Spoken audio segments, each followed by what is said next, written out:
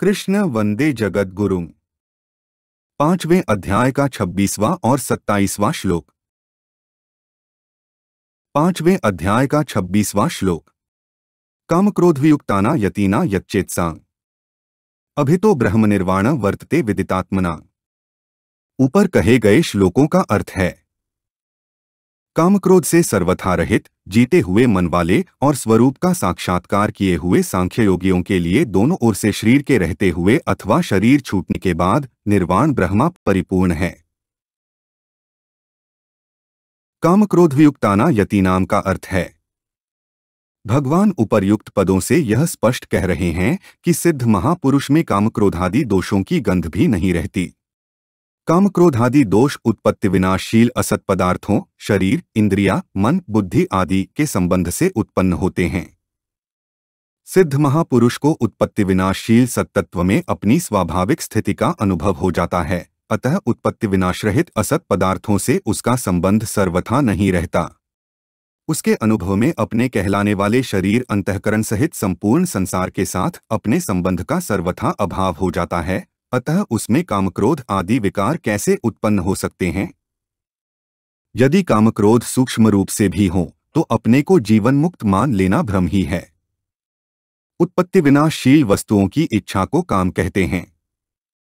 काम अर्थात कामना अभाव में पैदा होती है। अभाव सदैव असत में रहता है। सत्स्वरूप में अभाव है ही नहीं, परंतु जब स्वरूप असत से तादात्म्य कर लेता है तब असतंश के अभाव को वह अपने में मान लेता है। अपने में अभाव मानने से ही कामना पैदा होती है और कामना पूर्ति में बाधा लगने पर क्रोध आ जाता है। इस प्रकार स्वरूप में कामना न होने पर भी तादात्म्य के कारण अपने में कामना की प्रतीति होती है। परंतु जिनका तादात्म्य नष्ट हो गया है और स्वरूप में स्वाभाविक स्थिति का अनुभव हो गया है, उन्हें स्वयं में असत के अभाव का अनुभव हो ही कैसे सकता है। साधन करने से कामक्रोध कम होते हैं, ऐसा साधकों का अनुभव है। जो चीज कम होने वाली होती है वह मिटने वाली होती है, अतः जिस साधन से ये कामक्रोध कम होते हैं उसी साधन से ये मिट भी जाते हैं। साधन करने वालों को यह अनुभव होता है कि एक कामक्रोध आदि दोष पहले जितनी जल्दी आते थे उतनी जल्दी अब नहीं आते। दो पहले जितने वेग से आते थे उतने वेग से अब नहीं आते, और तीन पहले जितनी देर तक ठहरते थे उतनी देर तक अब नहीं ठहरते। कभी कभी साधक को ऐसा भी प्रतीत होता है कि कामक्रोध का वेग पहले से भी अधिक आ गया। इसका कारण यह है कि एक साधन करने से भोगासक्ति तो मिटती चली गई और पूर्णावस्था प्राप्त हुई नहीं। दो अंतःकरण शुद्ध होने से थोड़े कामक्रोध भी साधक को अधिक प्रतीत होते हैं। तीन कोई मन के विरुद्ध कार्य करता है तो वह साधक को बुरा लगता है, पर साधक उसकी परवाह नहीं करता। बुरा लगने के भाव का भीतर संग्रह होता रहता है। फिर अंत में थोड़ी सी बात पर भी जोर से क्रोध आ जाता है, क्योंकि भीतर जो संग्रह हुआ था वह एक साथ बाहर निकलता है। इससे दूसरे व्यक्ति को भी आश्चर्य होता है कि इतनी थोड़ी सी बात पर इसे इतना क्रोध आ गया। कभी कभी वृत्तियां ठीक होने से साधक को ऐसा प्रतीत होता है कि मेरी पूर्णावस्था हो गई, परंतु वास्तव में जब तक पूर्णावस्था का अनुभव करने वाला है तब तक व्यक्तित्व बना रहने से पूर्णावस्था हुई नहीं। यच्चेत्साम का अर्थ है, जब तक असत का संबंध रहता है तब तक मन वश में नहीं होता। असत का संबंध सर्वथा न रहने से महापुरुषों का कहलाने वाला मन स्वतः वश में रहता है। अभितो ब्रह्मनिर्वाण वर्तते विदितात्मनाम का अर्थ है, अपने स्वरूप का वास्तविक बोध हो जाने से उन महापुरुषों को यहाँ विदितात्मनाम कहा गया है। तात्पर्य है कि जिस उद्देश्य को लेकर मनुष्य जन्म हुआ है और मनुष्य जन्म की इतनी महिमा गाई गई है उसको उन्होंने प्राप्त कर लिया है। शरीर के रहते हुए अथवा शरीर छूटने के बाद नित्य निरंतर वे महापुरुष शांत ब्रह्म में ही स्थित रहते हैं। जैसे भिन्न भिन्न क्रियाओं को करते समय साधारण मनुष्यों की शरीर में स्थिति की मान्यता निरंतर रहती है, ऐसे ही भिन्न भिन्न क्रियाओं को करते समय उन महापुरुषों की स्थिति निरंतर एक ब्रह्म में ही रहती है। उनकी इस स्वाभाविक स्थिति में कभी थोड़ा भी अंतर नहीं आता, क्योंकि जिस विभाग में क्रियाएं होती हैं उस विभाग असत से उनका कोई संबंध ही नहीं रहा। 5वें अध्याय का 27वां श्लोक। स्पर्शान् कृत्वा बहिर्बाह्यांश्चक्षुश्चैवान्तरे भ्रुवोः प्राणापानौ समौ कृत्वा नासाभ्यन्तरचारिण। ऊपर कहे गए श्लोकों का अर्थ है, बाह्य विषयों को बाहर ही रखकर नेत्रों की दृष्टि को भ्रुकुटी के बीच में स्थित करके तथा नासिका में विचरने वाले प्राण और अपान वायु को सम करके।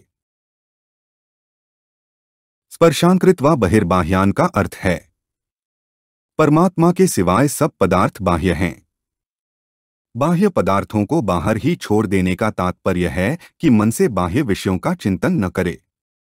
बाह्य पदार्थों के संबंध का त्याग कर्मयोग में सेवा के द्वारा और ज्ञान योग में विवेक के द्वारा किया जाता है। यहाँ भगवान ध्यान योग के द्वारा बाह्य पदार्थों से संबंध विच्छेद की बात कह रहे हैं।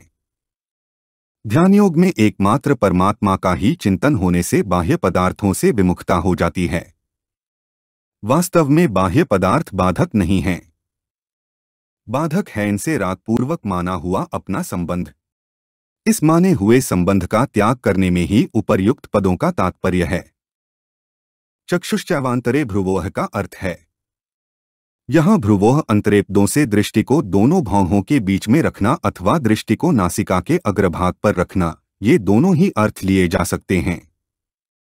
ध्यान काल में नेत्रों को सर्वथा बंद रखने से लय दोष अर्थात निद्रा आने की संभावना रहती है और नेत्रों को सर्वथा खुला रखने से, सामने दृश्य रहने से विक्षेप दोष आने की संभावना रहती है। इन दोनों प्रकार के दोषों को दूर करने के लिए आधे मुंदे हुए नेत्रों की दृष्टि को दोनों भौहों के बीच स्थापित करने के लिए कहा गया है।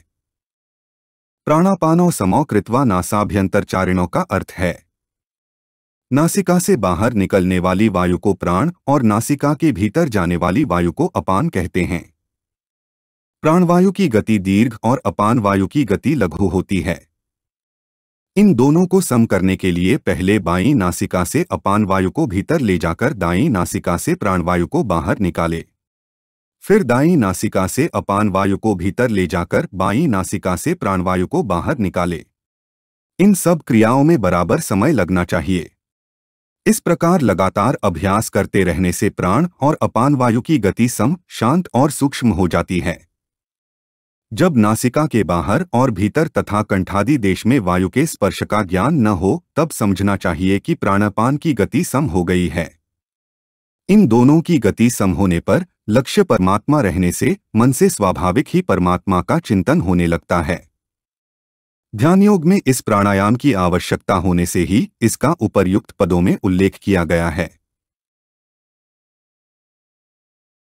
हमारे चैनल को सब्सक्राइब करें। अगर यह वीडियो आपको अच्छी लगी तो वीडियो को लाइक करें, वीडियो को अपने दोस्तों के साथ शेयर करें, अपने सुझाव हमें कमेंट करके बताएं। जय श्री कृष्णा।